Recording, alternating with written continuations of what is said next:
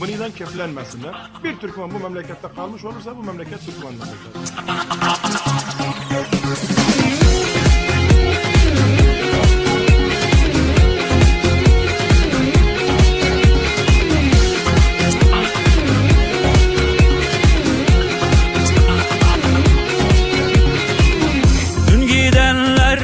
Merçe gitti, ne hoşça kal ne elveda.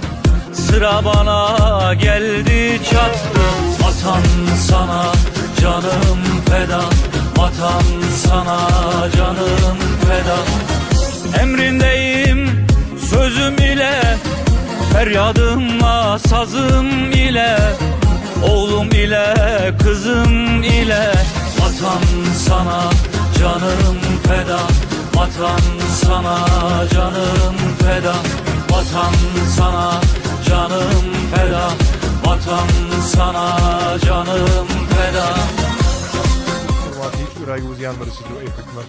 Kudüs hurmatı ne oldu? Saddam döneminde idam, sicin. İndi de hiçbir zaman ürəyi uzayan gelmir. Biraz Kudüs hurmatına, Kudüs halkına bir önem verəsiz. Neden yani? Kudüs halkı neden bu kadar? Susadıysam kanım hazır, saracaksan canım hazır, her dakika sonum hazır. Vatan sana canım feda, vatan sana canım feda.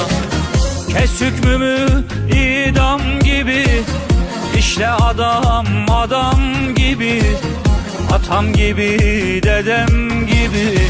Vatan sana canım feda, vatan sana canım feda, vatan sana canım feda, vatan sana canım feda.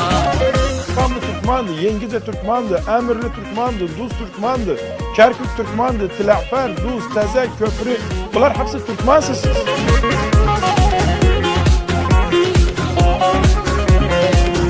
Senin bir çağrında ölmek, o kanlı bağrında ölmek, şereftir uğrunda ölmek. Vatan sana canım feda, vatan sana canım feda.